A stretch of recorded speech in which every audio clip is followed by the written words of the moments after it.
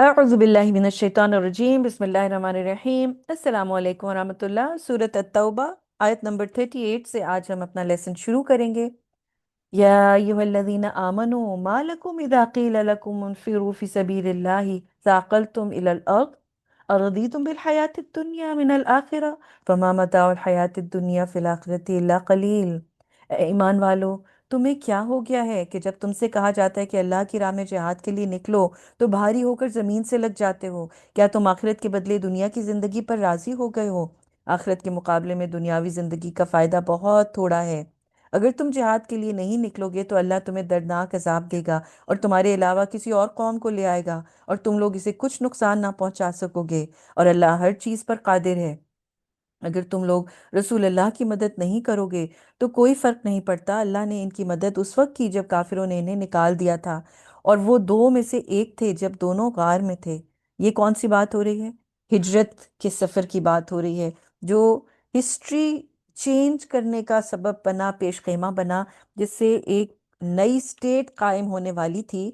और इंतहाई खौफ के आलम में, जबकि मुश्रिकीन मक्का आप वसल्लम को असैसिनेट करने के लिए आपके पीछे लगे हुए थे, आपको ढूंढ रहे थे। और हज़रत अबू बकर सिद्दीक जो है वो आप सल्लल्लाहु अलैहि वसल्लम के यार गार थे, गार सौर के अंदर पनाह ली हुई थी, छुपे हुए थे। और क्या सिचुएशन थी उस वक्त कि वो जब गार में थे, कि दोनों गार में थे और अपने साथी से कह रहे थे, क्या कह रहे थे? ला तहसन इन्नल्लाह माना। आप सल्लल्लाहु अलैहि वसल्लम हजरत अबू बकर से कह रहे थे कि हजरत अबू बकर जो है वो इंतहाई गमगीन थे। हम्म। और आप सल्लल्लाहु अलैहि वसल्लम उनको मोटिवेट कर रहे थे, उनको खुश कर रहे थे कि गम ना करो, बेशक अल्लाह हमारे साथ है। तो अल्लाह ने इन्हें अपनी तरफ से तस्कीन दी और ऐसे लश्कर के जरिए इन्हें कुव्वत पहुंचाई जिसे तुम लोग ने नहीं देखा। और काफिरों की बात सच्ची कर दिखाई, नीची कर दिखाई, सॉरी, काफिरों की बात नीची कर दिखाई, यानी उसको कलिमतुल्लज़ीना कफरुस सुफला, उसको ख़त्म कर दिया, यानी उसको बिल्कुल फजूल में उनकी बेकार बात बना दी। व कलिमतुल्लाहि हियल उलिया, और अल्लाह के कलाम और अल्लाह की बात ही वो बहुत बुलंद होती है, वो बहुत ऊंची होती है। वल्लाहु अजीज़ुन हकीम, और अल्लाह ज़बरदस्त बड़ी हिकमतों वाला है। अल्लाह सुब्हानहू व तआला के जो कलाम है, उसकी जो बातें हैं, वो बहुत ज़्यादा बुलंद रहती हैं, वो कायम होती हैं। अब कुफ़ार क्या कह रहे थे कि हम उनको दोनों को पालेंगे, उनको ख़त्म कर देंगे और इस्लाम जो है यहीं पे उसका कला कमा हो जाएगा। लेकिन अल्लाह सुब्हानहू व तआला ने क्या दिखाया कि कैसे अल्लाह ने आप सल्लल्लाहु अलैहि वसल्लम को बचा लिया, और आप सल्लल्लाहु अलैहि वसल्लम बहुत ही आसानी के साथ जो है वो वहां से निकल गए, जबकि वो गार के मुंह के ऊपर, दहाने के ऊपर खड़े हुए थे कुफार। और अगर अब वो सिर्फ अपने पाँव की तरफ देखते तो आप सल्लल्लाहु अलैहि वसल्लम उनको नजर आ जाते।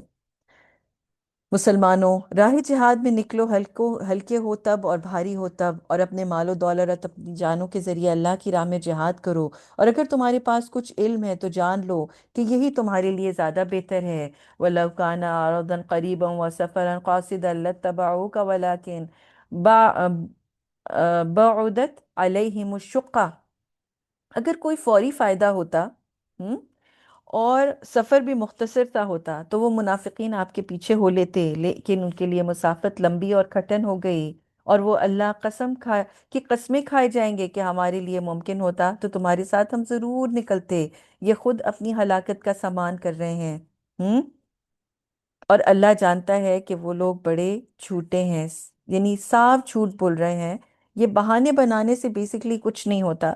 ये सब बहाने होते हैं कि जबकि इंसान को आगे बड़ा मुश्किल एक सफ़र नज़र आता है। ख़ास तौर पर यहाँ पर ग़ज़वे तबूक की बात हो रही है, जिसमें इंतहाई गर्मी में ये सफ़र करना था।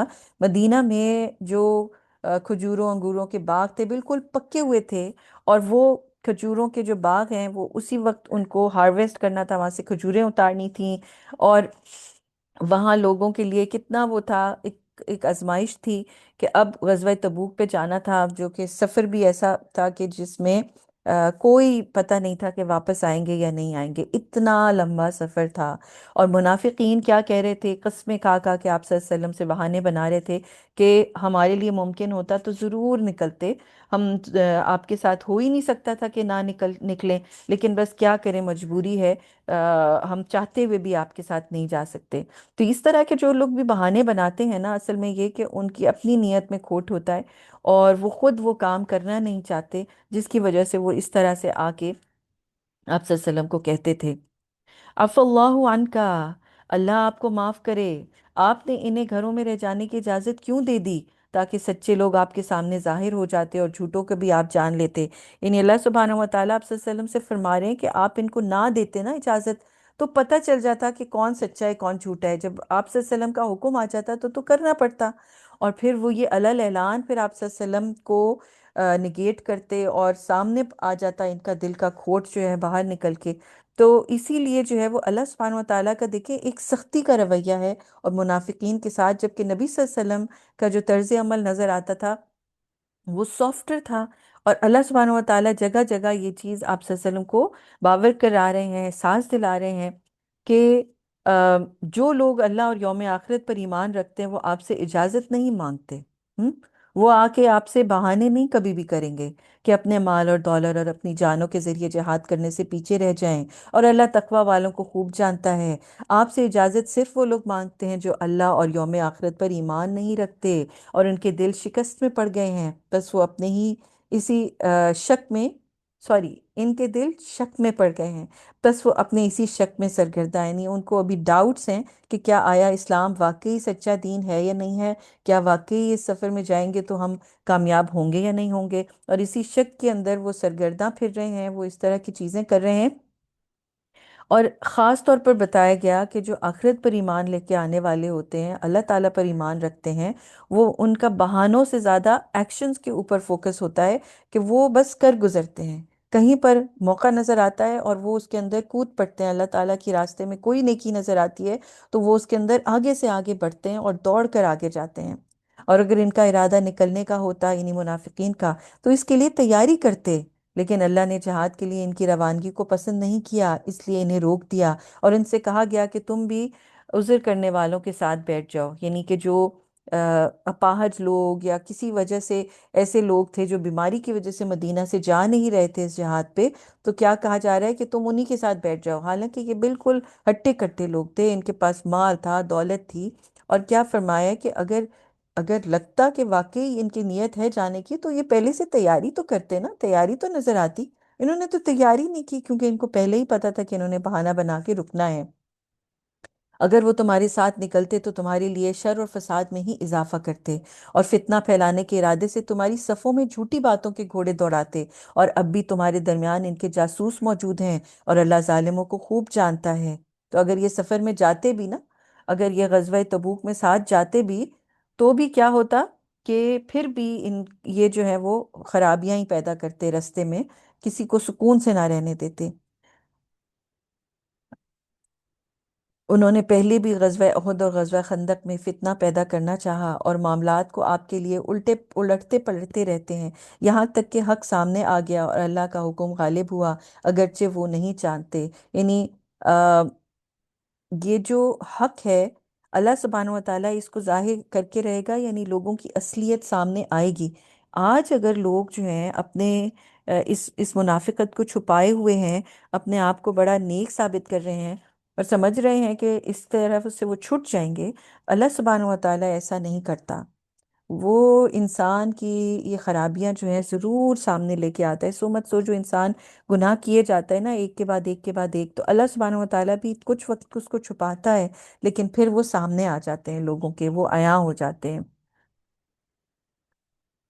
اور ان میں سے بعض ایسے ہیں جو کہتے ہیں مجھے اجازت دے دیجیے اور مجھے آزمائش میں نہ ڈالیے، تو آگاہ رہیے کہ وہ تو آزمائش میں پھنس گئے، اور بے شک جہنم کافروں کو اپنے گھیرے میں لی ہوئی ہے۔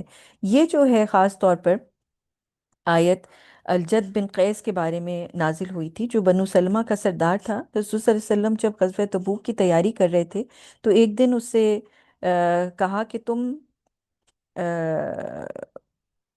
اہل روم کی دودھ دینے والی اونٹنیوں میں رغبت رکھتے ہو؟ تو اس نے کہا اے اللہ کے رسول، آپ مجھے مدینہ میں رہنے کی اجازت دے دیجئے اور فتنے میں نہ ڈالیے، مجھے ڈر ہے کہ اگر میں نے ان عورتوں کو دیکھ لیا تو مجھے صبر نہ ہو سکے گا، یعنی روم کی جو عورتیں ہیں وہ بہت خوبصورت ہیں، تو میں جو ہوں وہ پھر صبر نہیں کر سکوں گا، میں ان کی طرف بہت اٹریکٹ ہو جاؤں گا۔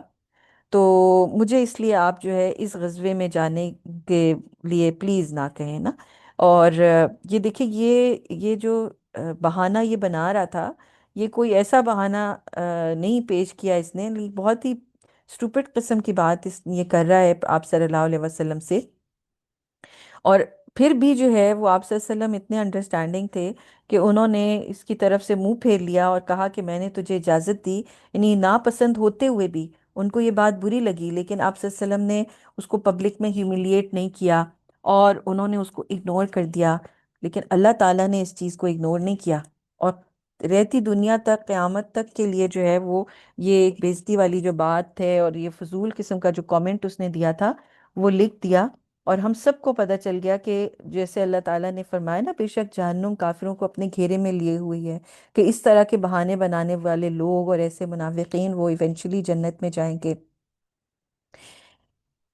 اب ایک اور چیز کی طرف اشارہ، اگر آپ کو کوئی خوشی ملتی ہے تو یہ بات انہیں تکلیف پہنچاتی ہے، اور اگر آپ کو کوئی تکلیف پہنچتی ہے تو کہتے ہیں ہم نے تو اپنا معاملہ پہلے سے ٹھیک کر رکھا ہے، اور پیٹ پھیر کر خوشیاں مناتے ہوئے چل دیتے ہیں۔ آپ کہہ دیجئے کہ ہم تک وہی پہنچے گا جو اللہ نے ہماری قسمت میں لکھ دیا، وہ ہمارا آقا ہے، اور مومنوں کو صرف اللہ پر بھروسہ کرنا چاہیے۔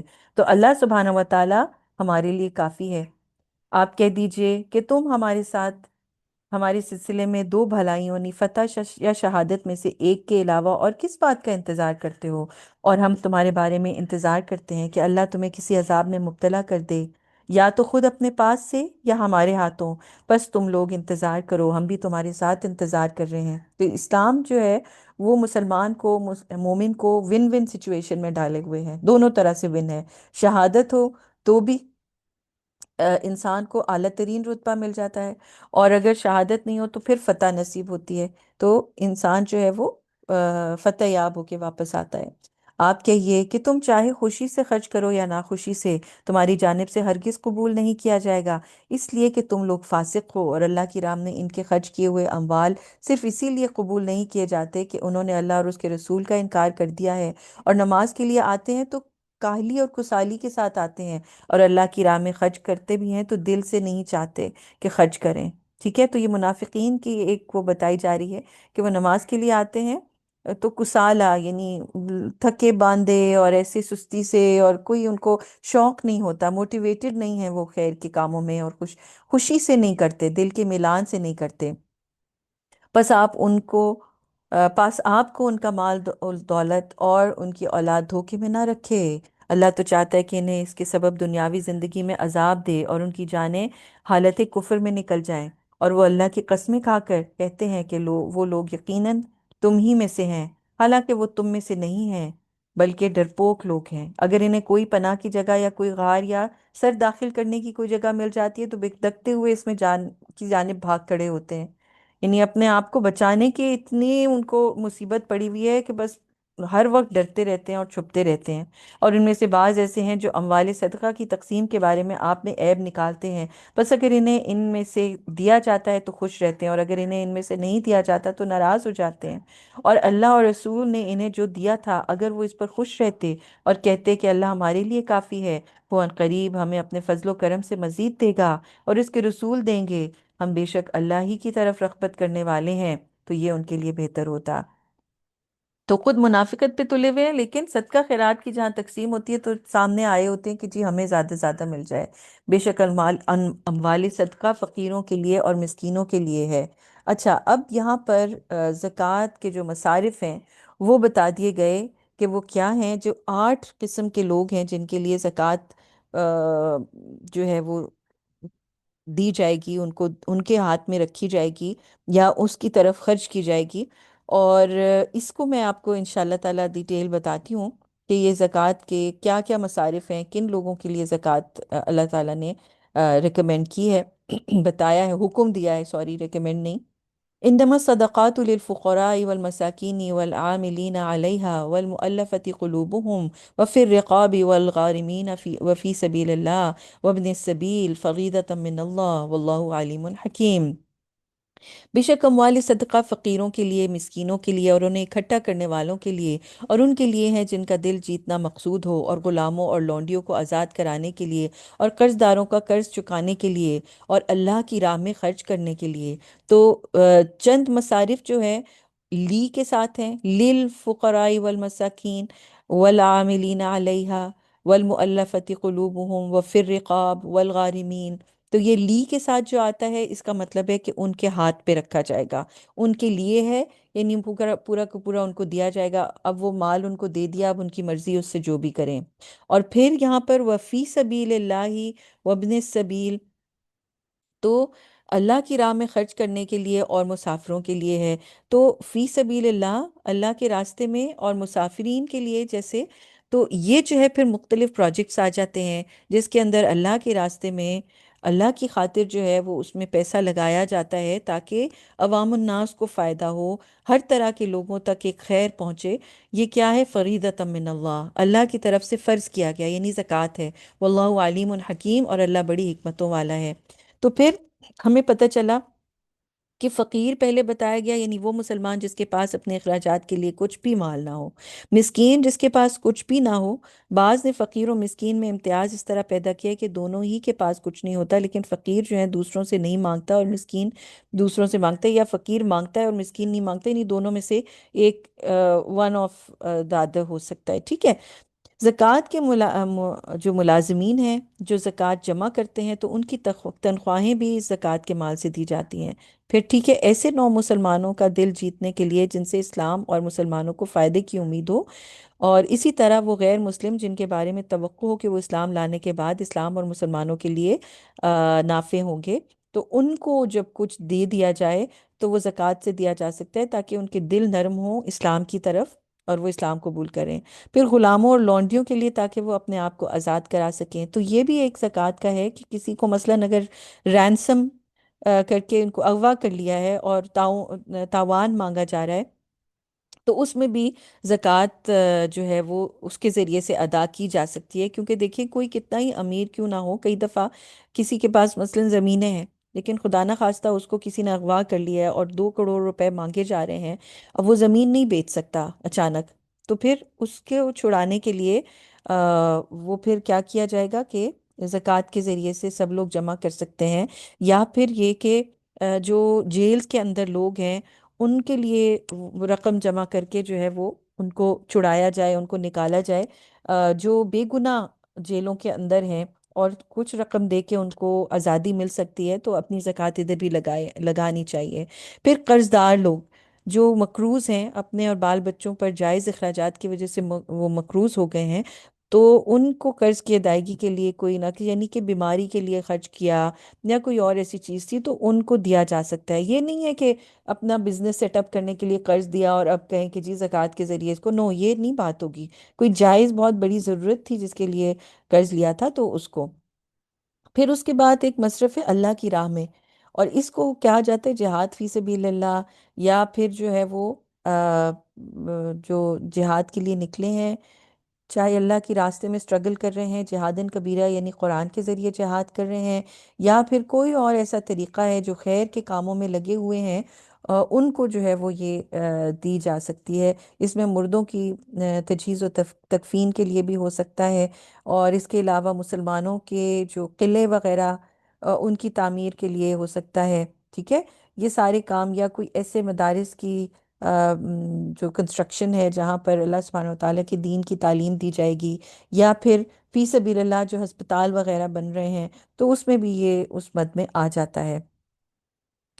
और फिर जो है वो मुसाफिर, तो जिसका ज़्यादा राह ख़त्म हो जाए, तो या उससे चोरी हो जाए उसका, तो उसको ज़कात का माल दिया जा सकता है। ठीक है।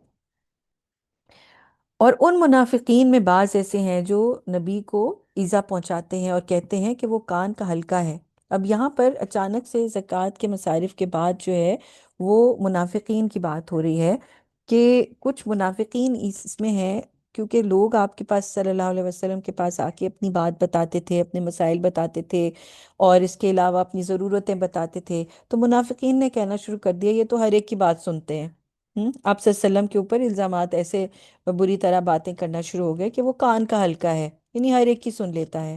آپ کہیے وہ تمہارے لیے خیر کی باتیں سنتا ہے، اللہ پر یقین رکھتا ہے اور مومنوں کی باتوں پر بھروسہ کرتا ہے، اور تم میں سے ایمان والوں کے لیے سراپر رحمت ہے، اور جو لوگ اللہ کے رسول کو ایذا پہنچاتے ہیں ان کے لیے دردناک عذاب ہے۔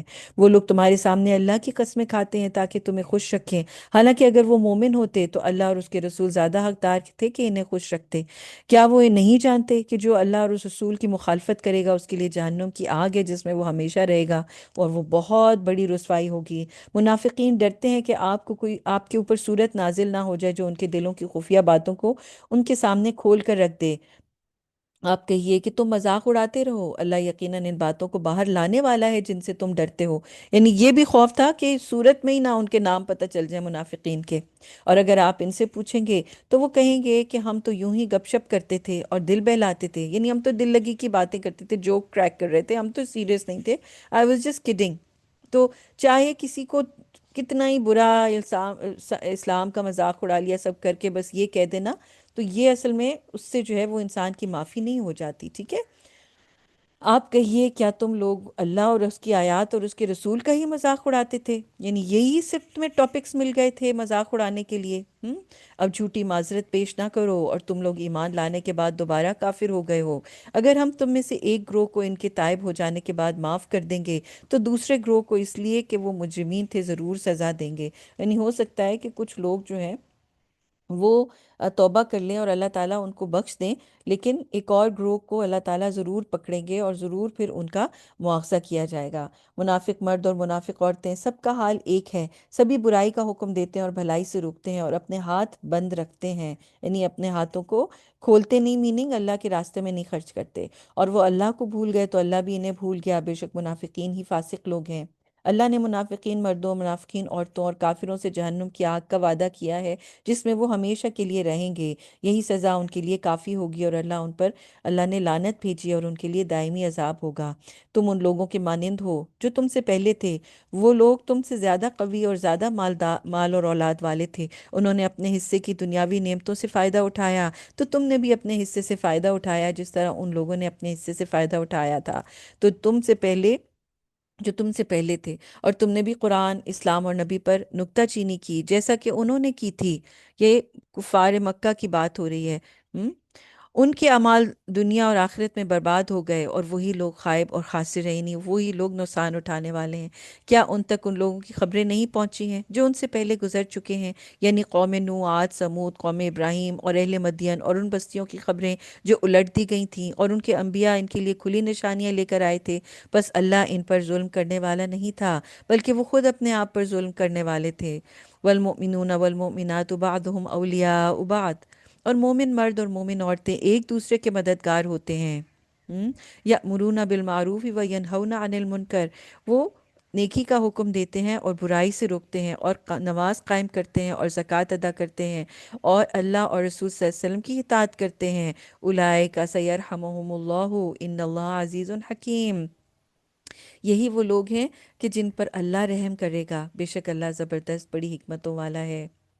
وعد اللہ المؤمنین والمؤمنات جنات تجری من تحتها الانہار، اللہ نے مومن مردوں اور مومن عورتوں کو جنتوں کا وعدہ کیا ہے جن کے نیچے نہریں جاری ہوں گی، جن میں وہ ہمیشہ رہیں گے، اور ہمیشہ کے باغات جنات و عدن میں عمدہ مکانات کا وعدہ کیا ہے۔ کہ کیا ہے یہ ان کو ملیں گے؟ مساکن طیبتاً، پاکیزہ گھر ملیں گے، بہت خوبصورت رہنے کے مسکن، فی جنات عدن، ہمیشہ کے باغات میں، اور اللہ کی خوشنودی تو سب سے بڑی ہوگی، رضوان من اللہ اکبر، کہ اللہ تعالیٰ اب ہمیشہ راضی رہے گا، کبھی بھی ناراض نہیں ہوگا۔ ذالک هو الفوز العظیم، اور یہ بہت بڑی کامیابی ہوگی، یہ سب سے بڑی سکسیس ہوگی جو لوگوں کو ملے گی۔ یا ایھا النبی جاہد الکفار والمنافقین واغلظ علیہم، اے نبی کافروں منافقوں سے جہاد کیجیے اور ان پر سختی کیجیے، اور ان کا ٹھکانہ جہنم ہے اور وہ بہت بری جگہ ہے۔ دیکھیں مومنین کا کیا ٹھکانہ بتایا جا رہا ہے، اور منافقین اور کفار کا کیا ٹھکانہ بتایا جا رہا ہے۔ اب انسان کو خود چوز کر لینا چاہیے کہ اس نے کن لوگوں میں سے ہونا ہے۔ اگر وہ صحیح راستے پہ نہیں آئے گا تو اس کے لیے بہت خطرناک خبر ہے۔ اس لیے مومنوں کا راستہ چن کر اس کے اوپر ڈٹ جانا ضروری ہے۔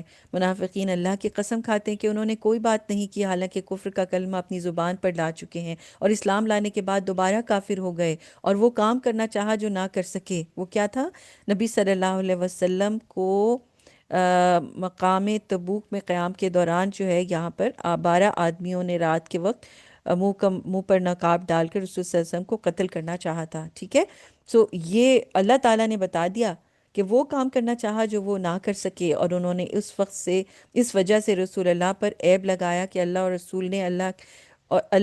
اس کے رسول نے اللہ کے فضل سے انہیں مالدار بنایا تھا۔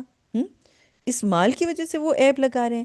بس اگر وہ توبہ کر لیں گے تو ان کے لیے بہتر ہوگا، اور اگر وہ منہ پھیر لیں گے تو اللہ انہیں دنیا اور آخرت میں دردناک عذاب دے گا، اور زمین پر کوئی ان کا یار و مددگار نہیں ہوگا۔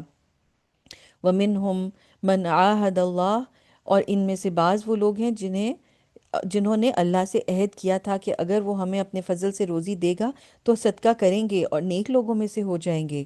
اب آپ یہ دیکھیں، یہ اللہ سے وعدہ کیا تھا انہوں نے، پھر جب اس نے اپنے فضل سے روزی دی تو کنجوس ہو گئے اور منہ پھیر کر چل پڑے۔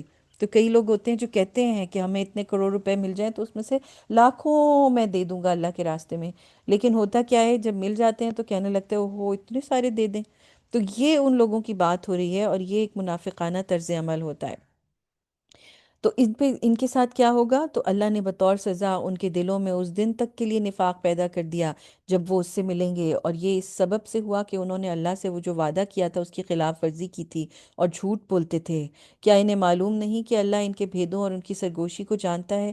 اور بے شک اللہ غیب کی باتوں کا بڑا جاننے والا ہے۔ جو لوگ ان مومنین کی عیب جوئی کرتے ہیں جو اپنی خوشی سے صدقہ خیرات کرتے ہیں، اور ان مومنوں کے صدقے کا بھی مذاق اڑاتے ہیں جن کے پاس اپنی محنت کی کمائی کے علاوہ صدقہ کرنے کو اور کچھ نہیں ہوتا، اللہ ان کا مذاق اڑائے اور ان کے لیے دردناک عذاب ہے۔ تو یہ وہ لوگ ہیں کہ جو ہر طرح سے مومنین جو تھے، جو صدقہ کر رہے ہوتے تھے اللہ کے راستے میں، آ، جو ہر چیز لگا دیتے تھے، کسی کے پاس کم ہوتا تھا وہ لگا دیتے تھے، زیادہ ہوتا تھا وہ زیادہ لگا دیتے تھے۔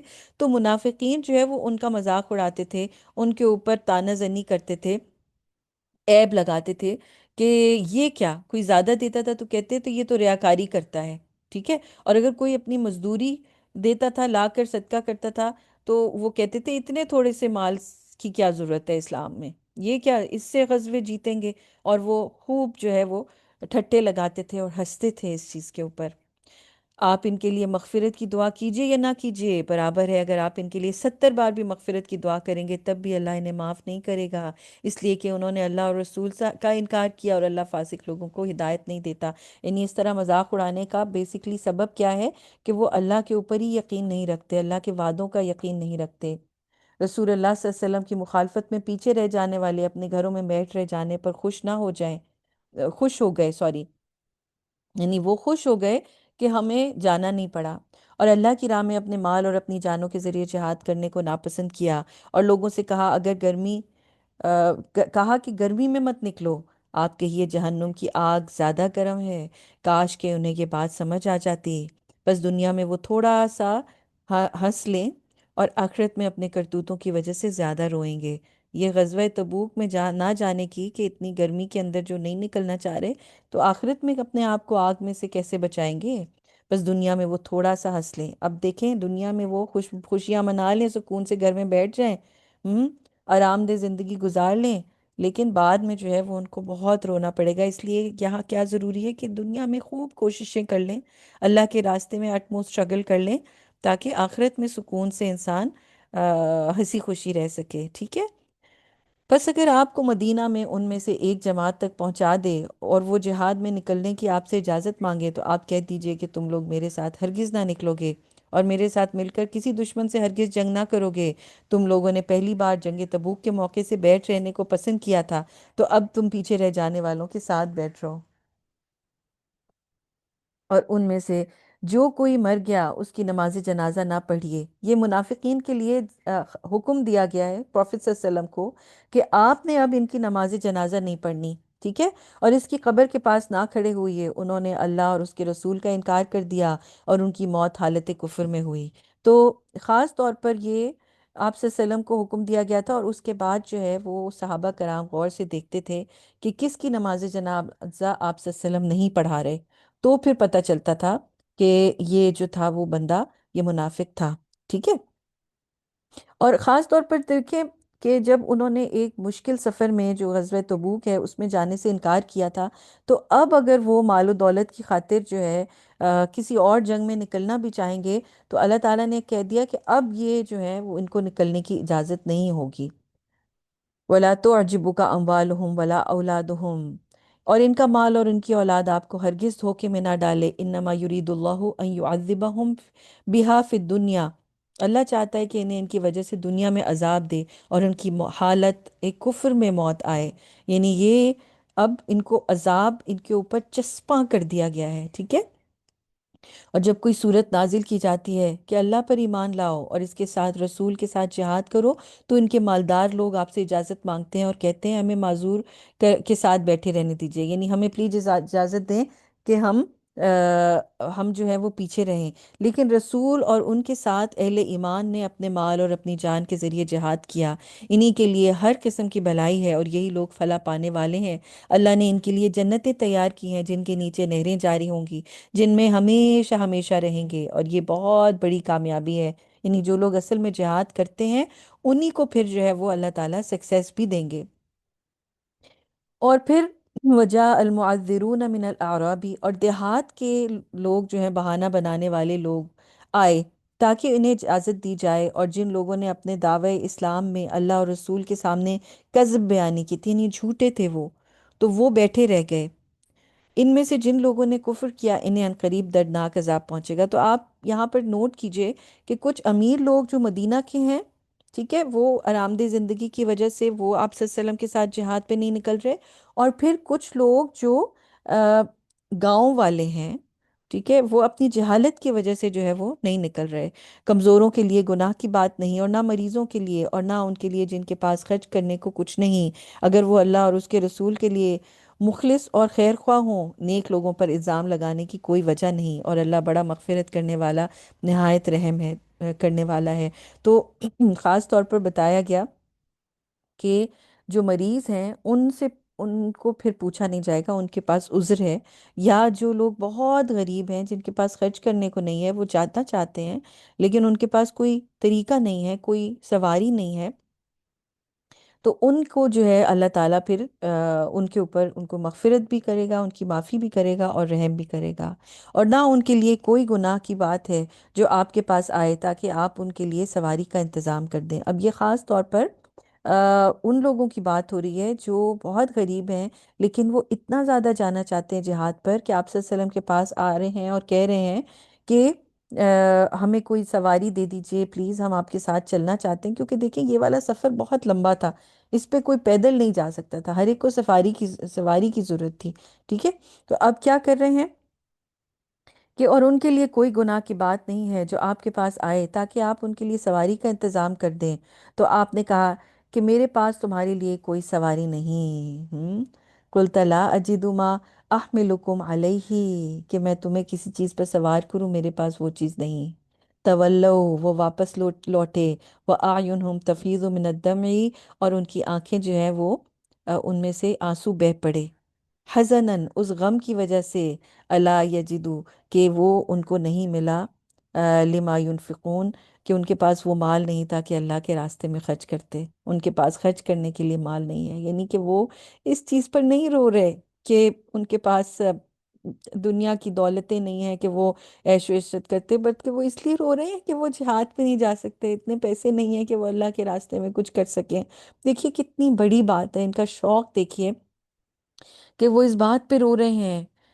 الزام ان لوگوں پر ہے جنہیں اللہ نے مال دیا، یعنی جو مالدار ہوتے ہوئے آپ سے اجازت چاہتے ہیں، انہوں نے پیچھے رہ جانے والی عورتوں کے ساتھ رہنا پسند کیا، اور اللہ نے ان کے دلوں پر مہر لگا دی، پس وہ کچھ نہیں جانتے۔ تو اب یہ دیکھیں رسول صلی اللہ علیہ وسلم نے جو جینوئن لوگ ہیں نا، جو خاص طور پر کسی وجہ سے نہیں جا پاتے، ان کے لیے فرمایا کہ مدینہ میں ایسے لوگ رہ گئے ہیں جو ہر جگہ تمہارے ساتھ رہتے ہیں، یعنی آپ سے جب سفر پہ تھے نا، وہاں پر آپ صلی اللہ علیہ وسلم نے جو مومنین تھے ان سے فرمایا کہ مدینہ میں کچھ ایسے لوگ ہیں جو ہیں تو مدینہ میں لیکن ہر جگہ تمہارے ساتھ ہیں۔ انہوں نے کہا حالانکہ وہ مدینہ میں ہیں؟ تو آپ صلی اللہ علیہ وسلم نے فرمایا ہاں، کسی مجبوری نے انہیں وہاں سے روک لیا ہے، کیونکہ یہ جینون مجبوری تھی۔ ٹھیک ہے؟ اب دیکھیں امیر لوگ یہ بھی تو کر سکتے تھے کہ اپنا مال دیتے اور اس کے ذریعے سے وہ اس میں شامل ہوتے اور کہتے جی ہماری طرف سے سواری لے لیجئے، لیکن ان کا دل جو ہے اتنا کنجوسی سے بھرا ہوا تھا، بخل سے بھرا ہوا تھا کہ جو کوئی صدقہ خیرات کر بھی رہا تھا اس کو بھی مذاق اڑا رہے تھے اور خود بھی جو ہے وہ جانا نہیں چاہ رہے تھے۔ اور دوسری طرف ایک ایکسٹریم ان لوگوں کی تھی کہ جو مال رکھتے نہیں تھے، وہ جانا چاہتے تھے اور وہ نہیں جا پا رہے تھے، اور وہ رو رہے تھے کہ کاش ان کے پاس کچھ مال ہوتا تو وہ خرچ کرتے اللہ کے راستے میں اور وہ آپ صلی اللہ علیہ وسلم کے ساتھ جہاد پر جا سکتے۔